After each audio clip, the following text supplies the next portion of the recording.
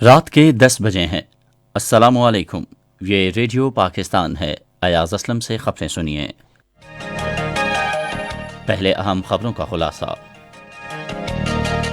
وفاقی کابینہ کو آج بتایا گیا ہے کہ وزیر اعظم کے بروقت فیصلے کی وجہ سے اپنی نوکریاں کھونے والے تقریباً 95% افراد چند ماہ میں بحال ہو گئے ہیں۔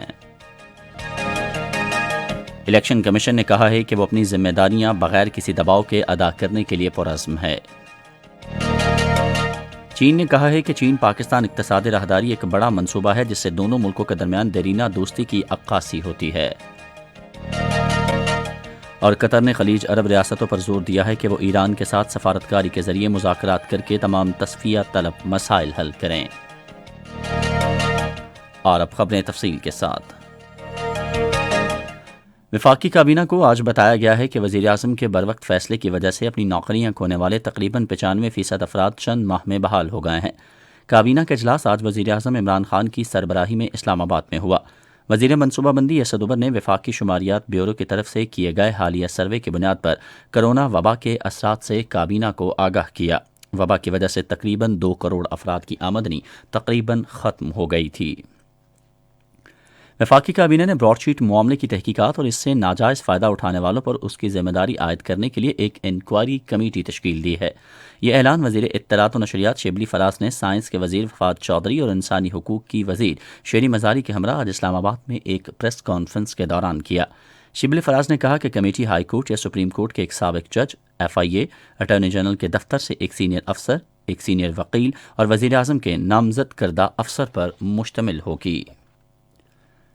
وزیر داخلہ شیخ رشید احمد نے کہا ہے کہ آج PDM کے ناکام مظاہرے کے بعد حکومت ان کے لانگ مارچ کا بھی خیر مقدم کرتی ہے جس سے اپوزیشن کے اختیارات حاصل کرنے کی مہم کا خاتمہ ہوگا۔ انہوں نے آج شام اسلام آباد میں ایک نیوز کانفرنس سے خطاب میں کہا کہ یہاں تک کہ کسی بھی رکاوٹ کے بغیر PDM صرف اپنے کھوکھلے بیانیے کی وجہ سے اپنی طاقت کا مظاہرہ کرنے میں ناکام رہی۔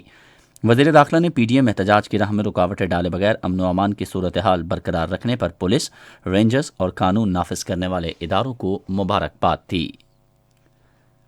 صدر ڈاکٹر عارف علوی نے کہا ہے کہ پاکستان اپنے تمام دوست ممالک کے ساتھ 2 طرفہ تجارت، سرمایہ کاری، دفاع اور ثقافتی تعلقات کو مزید فروغ دینا چاہتا ہے۔ انہوں نے یہ بات کوریا، نیپال، بیلاروس کے ریزیڈنٹ نامزد سفیروں اور آئرلینڈ، مالی اور سیر 11 کے نان ریزیڈنٹ نامزد سفیروں سے گفتگو کرتے ہوئے کہی، جنہوں نے آج اسلام آباد میں ان سے الگ الگ ملاقات کی۔ صدر نے کہا کہ کاروبار میں آسانی دینے والوں کی فہرست میں پاکستان کی درجہ بندی میں نمایاں بہتری آئی ہے اور غیر ملکی سرمایہ کاروں کو ملک کے سرمایہ کار دوست ماحول سے استفادہ کرنے کی ضرورت ہے۔ الیکشن کمیشن آف پاکستان نے کہا ہے کہ وہ اپنی آئینی اور قانونی ذمہ داریوں سے پوری طرح آگاہ ہے اور بغیر کسی دباؤ کے اپنی ذمہ داریاں نبھانے کے لیے پرعزم ہے۔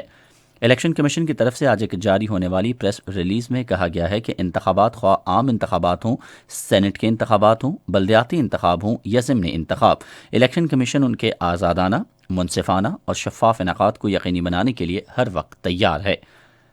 پریس ریلیز میں مزید کہا گیا ہے کہ فارن فنڈنگ کیس کے حوالے سے موجودہ الیکشن کمیشن نے بوجہ کرونا وبا، وکلاء کی عدالتی مصروفیات اور اسکروٹنی کمیٹی کے ایک ممبر کی ریٹائرمنٹ کے باوجود خاطر خواہ پیش رفت کی ہے اور اسکروٹنی کمیٹی کو ہدایت کی ہے کہ ہفتے میں کم از کم 3 روز اجلاس منعقد کرے تاکہ یہ کیس منطقی انجام تک پہنچ سکے۔ پاکستان میں چین کے سفیر نونگ رونگ نے کہا ہے کہ چین پاکستان اقتصادی راہداری کے تحت جاری منصوبے درست سمت میں گامزن ہے اور ان پر تیزی سے کام جاری رہے گا۔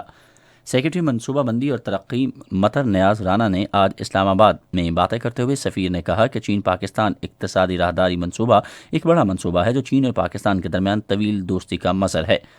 انہوں نے کہا کہ پاکستان چین اقتصادی راہداری منصوبہ دونوں برادر ممالک کے وژن کا نتیجہ ہے جو روایتی کاروباری لین دین سے بالاتر ہے اور 2 طرفہ تعاون اور دونوں کے مفاد میں مشترکہ اہداف کے صدیوں پرانے مضبوط تعلقات کا عکاس ہے۔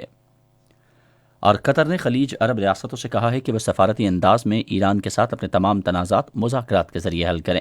ایک بیان میں وزیر خارجہ شیخ بن عبد الرحمن ال تھانی نے کہا کہ قطر پر امید ہے کہ ایران اور خلیجی ریاستوں کے درمیان نئے مذاکرات شروع ہوں گے۔ انہوں نے کہا کہ قطر امریکہ اور ایران کے درمیان بات چیت کے لیے سہولت فراہم کرنے کو تیار ہے۔ اسی کے ساتھ خبریں ختم ہوئیں۔ مزید خبروں اور تجزیوں کے لیے ہماری ویب سائٹ پر، پتہ ہے radio.gov.pk، اور آپ ہمارے فیس بک کے link radio Pakistan news official پر ہماری براہ راست ویڈیو اسٹریمنگ بھی ملاحظہ کر سکتے ہیں۔